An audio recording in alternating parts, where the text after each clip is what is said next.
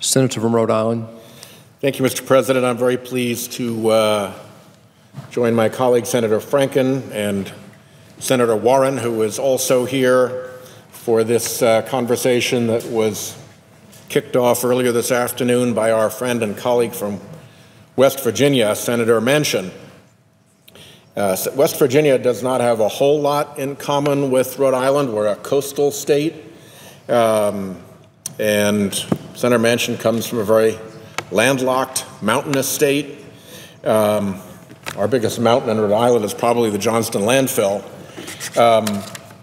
But we have something in common, which is the extent to which opioid addiction and opioid overdoses have stricken our states. We had over 200 deaths per year going, and in a state our size, you know, everybody is within 2 or 3 degrees of separation of everybody else, and those 200 deaths reverberate through our whole state.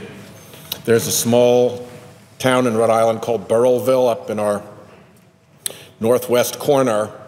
Burrillville is a very small town in Rhode Island, and I went up there for a meeting about the opioid epidemic at the Burrillville High School, and in the previous quarter, in just 3 months, that one little town had had 6 deaths from opioid overdoses. That's 6 times the little police force had to respond, 6 times the funeral parlors had to handle grieving families, 6 times that death notices had to be published in the local paper. It felt like a battering to people in that community. Senator Manchin, I think, has a pretty good idea to help make sure that we have the funding to get treatment to people before these tragedies take place. He proposes what he calls the Lifeboat Act, which is 1 penny for each milligram of active opioid in a prescription drug. 1 penny. It's only a penny, but it would have raised about $2 billion last year. And $2 billion would save a lot of people and save a lot of lives.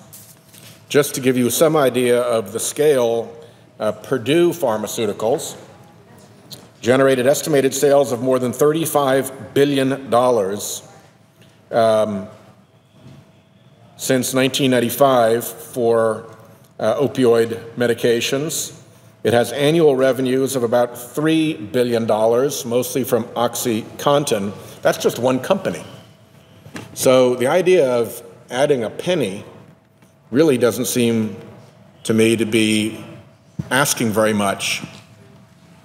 I know the way we operate now in the Senate, asking corporations to do anything seems impossible because they have the financial whip hand over so many senators because of the unlimited money they're allowed to spend and threaten to spend in our politics.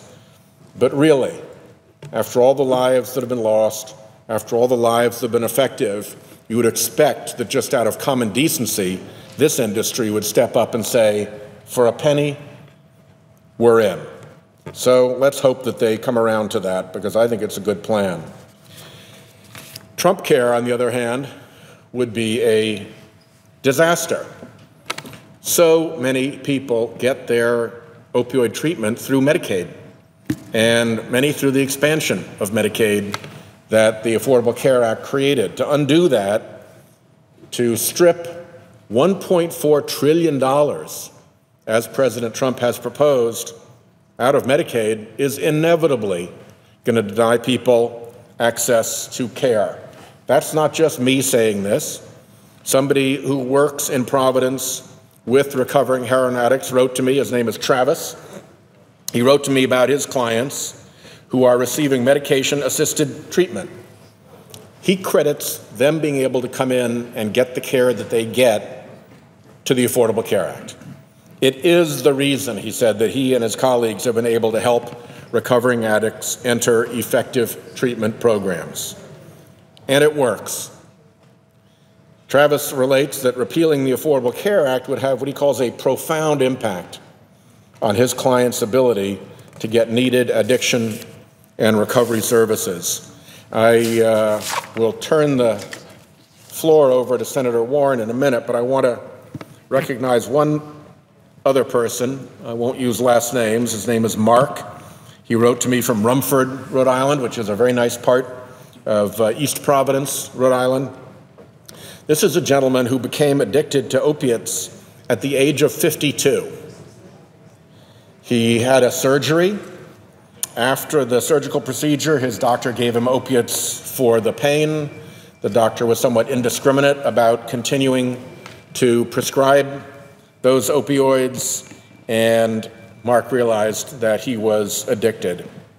He went to a recovery group in Rhode Island called Kodak, which does very, very good work for treatment. He went into recovery, and he succeeded for 8 years without using opioids. As sometimes happens, family stresses, business stresses, other stresses intervene, and in his case, a family stress caused a relapse. But he knew what to do. He went back to Kodak, he became sober again, and now he's back in recovery, clean and sober. This pattern of recovery and then an occasional relapse and then back to recovery again is very often the way people who have an addiction get through it. And to make sure that the treatment is there for them when they relapse can be a lifesaver. By the way, Mark is a success. He's in the music business. He has toured around the world.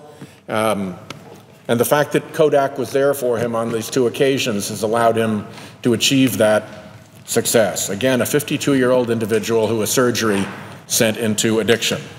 I'll close by pointing out that one of the things that the CARA bill that many of us worked so hard on accomplished was to send the message that addiction is not a moral failing. It is a medical condition, and it should be treated as a medical condition.